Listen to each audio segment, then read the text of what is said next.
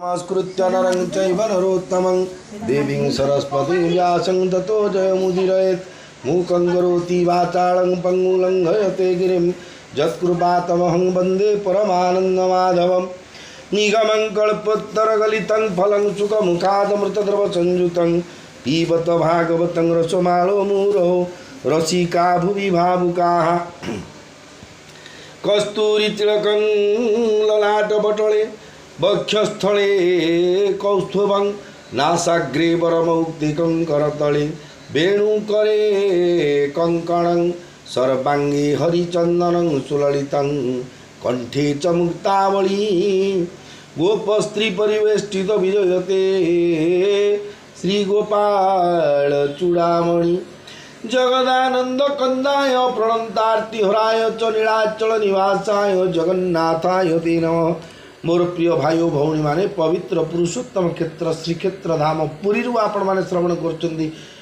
अति बड़ी जगन्नाथ दास रचित श्रीमद्भागवत महापुराण एकादश स्कंधर ये अंतिम अध्याय बा शेष अध्याय चरित कथा श्रवण कर श्रीकृष्ण निज धामे जानते वसुदेवादि निज पथे भगवान श्रीकृष्ण जो द्वारकापुरी को बुड़ी देला देह त्याग कर संसार परम धाम को प्राप्ति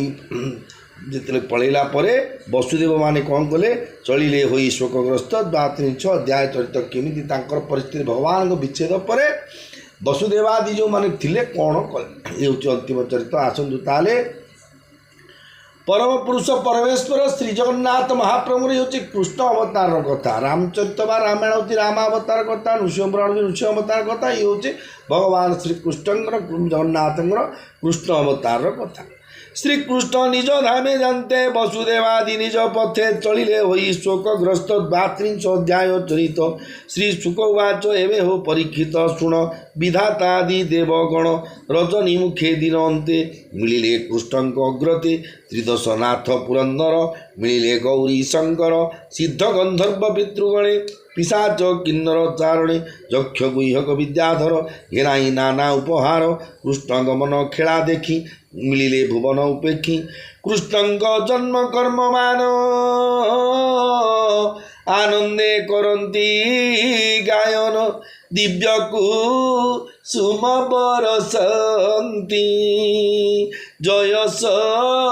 बदे करी स्तुति निकटे देखी देवगण मने चिंतिले भगवान देवंक मंदिरे मो बास एणु ए मोहर विश्वास एहांक अर्थे अवतरी मुझे धरणी भारा हरी मुहि मोहर मही तले बिहरी नाना जोग बले मते न पारे कही लखी जेणु मु सर्वभूते साखी मु आजी समाधि प्रवेशे शरीर छाड़ी निज अंशे पशिबी देखंतु एक क्षण एते विचारी नारायण दया सागर भगवान तक्षणे बुझिले नयन जो चरित श्रवण कर भगवान देह त्याग पूर्वर घटना देवता माने ब्रह्मा देवदेव महादेव इंद्रादि सकल 33 कोटी देवता जाइछन निकट गुह्यक गण किन्नर गण चारण गण देवगण जिते गण अच्छा सब जाते भगवान देखिले कौन कले पशिबी देखंतु एक क्षण एते विचारी नारायण दया सागर भगवान तक्षणे बुझिले नयन समाधि बसी दृढ़ासने प्राण संयमन भवने धरणी अग्नि संदीपने देहन दही अवधाने निज भुवने गले हरि जय शबदे दिगपुरी श्याम सुंदर कलेवर अशेष जन सुखगर ध्यान धरणी ध्यान धारणा स्तुति स्थान महिमंगल विराम संसार तरे जहाँ देखी हरि के मनते ता उपेक्षी दुंदुबी बाजे सुरपुरी नृत्य करती अपस्तरी आनंदे पारिजात माला देवे बरसी कले खेला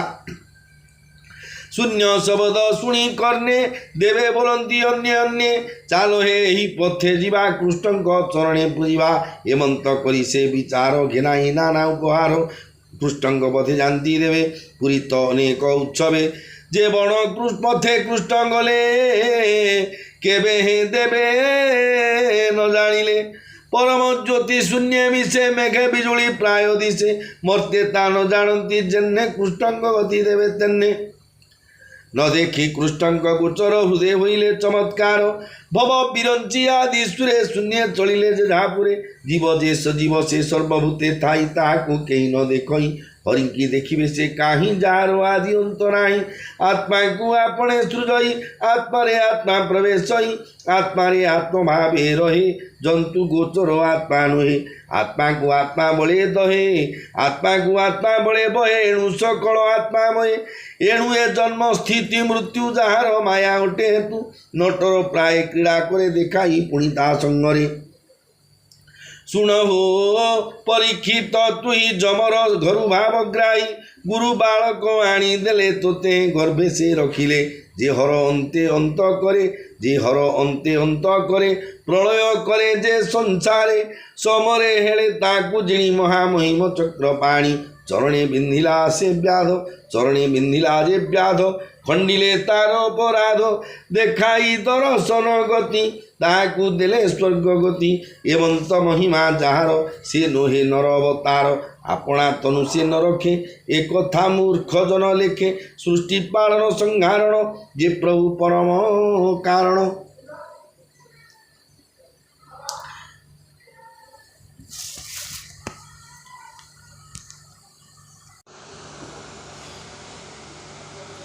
ए लीला खेला मात्र धरे तथापि जो ए लीला खेल मात्र करे तेणु अशेष शक्ति धरे तथापि यदुवंश मारी धरणी भारा अपहरी विचारे नाही प्रयोजन तेणु से गले निज स्थान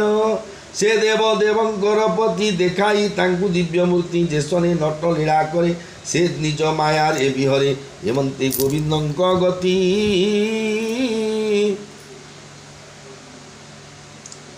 एबे हो शुण नरपति तार चरित ए शयले जे प्राणी उठी प्रातः काले करई श्रवण कीर्तन भावे भक्ति बले पुण सुमरी गोविंदंक गति निर्मल हुए तार मति संसार ताप न लागई अंते परम गति पाई एबे हो शुण कृष्ण लीला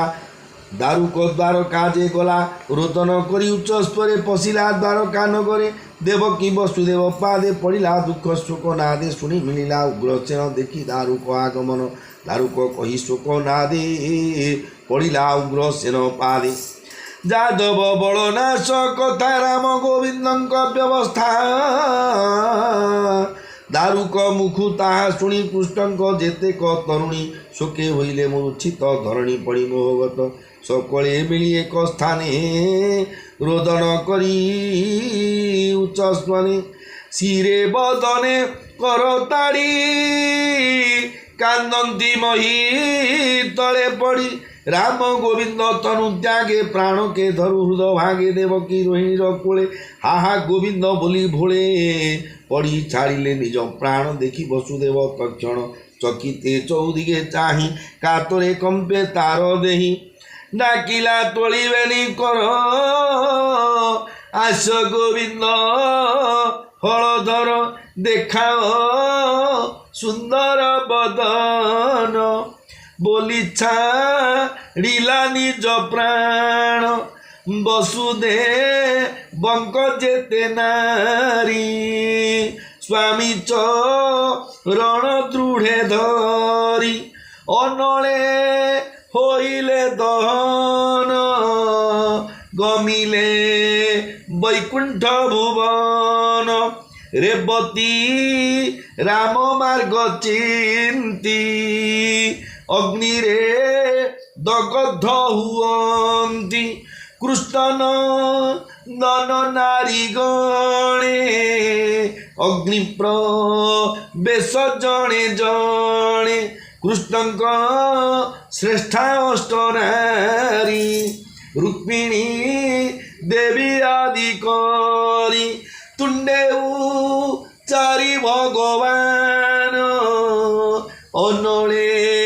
होइले दहन अर्जुन देखिता नयने सुमरी कृष्ण कथा मने अनित्य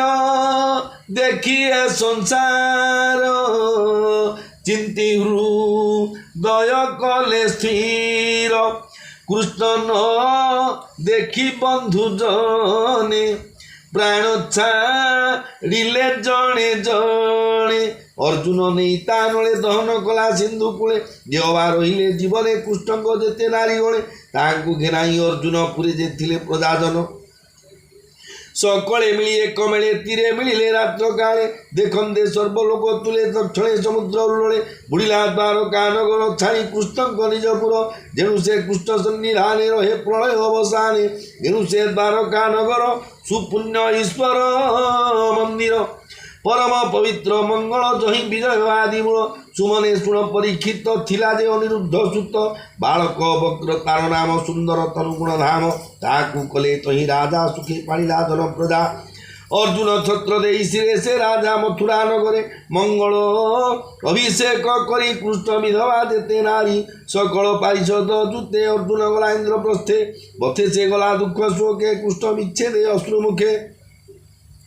शुणी तो पितामह गणे शुणी तो पितामह गणे राज्य छाड़िले तो तक्षणे तो शिरे अभिषेक करी तुझे पांडव वंशधारी उत्तर अभिमुखे गले अंत्य वैकुंठे से मिलिले शुणहु अभिमन्यु बड़ा जेते कहली कृष्ण लीला कृष्णंग जन्म कर्म गाथा श्रद्धारे करंती जे चिंता यहाँ जे शुणंती श्रवणे कियो वा शुणंती बदने से नर त्रिभुवने धन्य देवे करंती ताकु मान्य हेले तरई भवबारी जगत मध्य जस पुरी अति पतित दुराचार जे वा पापिष्ठ पामर से हरि कथा करने शुणी तरंती भव तरंगिणी श्रद्धा विहीने अवहेले जे प्राणी शुणे कबेले भक्ति लभे कृष्ण पादे न पड़े भव परमादे प्राण विजोगे ब्रह्ममय पशई नारायण दे परीक्षे कहे व्यास सुत श्री एकादशे भागवत एणे जीवर परित्राण सुजने नित्य आसुन भक्ति कृष्ण पादे लभ मनुष्य जन्म रहे लाभ बोलंती विप्र जगन्नाथ मुतुंभ भृत्यंकर भृत्य इति श्रीमद्भागवते महापुराणे पारपंचम संगीतायां वयासिक्यां एकादश स्कन्धे शुकपरिचित संवादे श्रीकृष्ण वैकुंठगमन नाम 32 निमस्यापि रणमङ्गमुनिरपि मतिभ्रमं यदि शुद्धं शुद्धं वा मम दोष न विद्यते।